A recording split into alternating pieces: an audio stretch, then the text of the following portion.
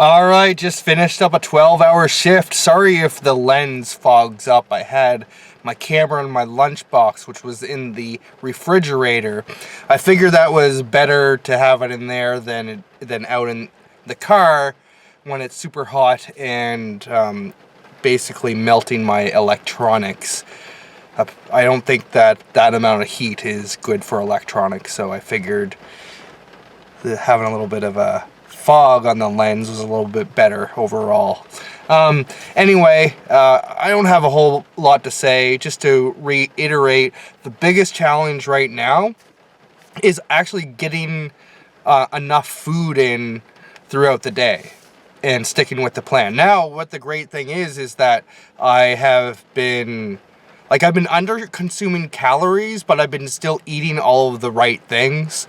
I haven't been eating any added sugar whatsoever, no processed food or anything like that. So I feel really good overall. My sleep has been decent overall. Let me just fix this somehow. Yeah, there we go. Yeah, see what I mean? Sorry about this. Okay, there we go. Yeah, all I have to say is that's the biggest challenge, because often I get one half an hour break and then an hour break. Sometimes I'm able to sneak off for another one, but it gets busy a lot, so that's usually what I'm able to get. And I've noticed that I'm just not very hungry like in the first part of the day, so that was an issue. I went for a walk for my first break, and then I tried to eat and I didn't have the appetite. And then so lunch comes around, and so I finished my workout because I'm still trying to exercise. So I did 40 minutes of zone 2 cardio today. And then ate my lunch. But like technically I'm going to be going home now, and basically, since I'm getting up at 5:30, ideally getting to sleep by 9:30 would be great. And that means that by the time I get home, like, my eating window, if I'm sticking with the plan, is gone. And I ate a little bit at lunch. And so this has been a problem. Usually, like, with a 12-hour shift, I get up really early, so I'm not eating at like 5 in the morning.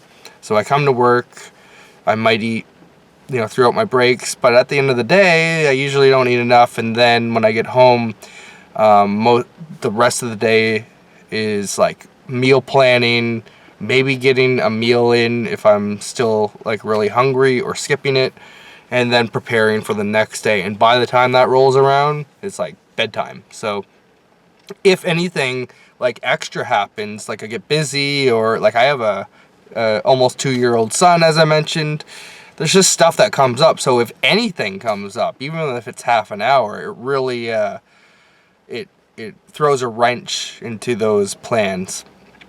So that's my biggest challenge, and probably like my biggest challenge for tonight, but it's like manageable, is I know I have the day off tomorrow, which is great, but I also know that I'll be tempted to stay up a little bit later, because I'm more naturally a night owl. I don't like going to bed at 9 or 9:30.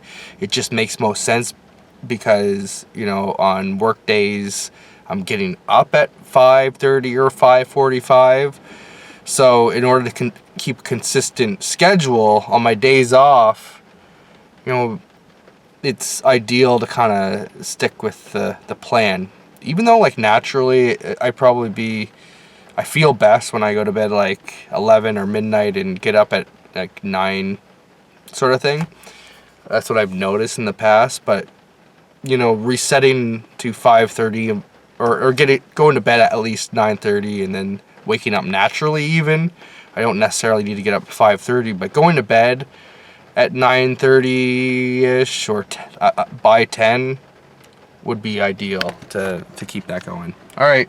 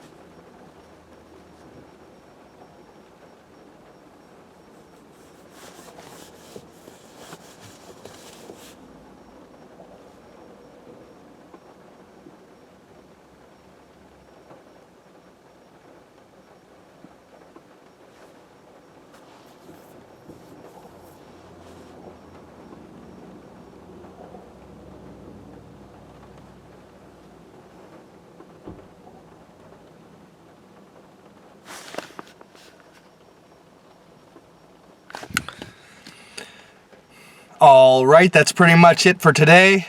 See ya.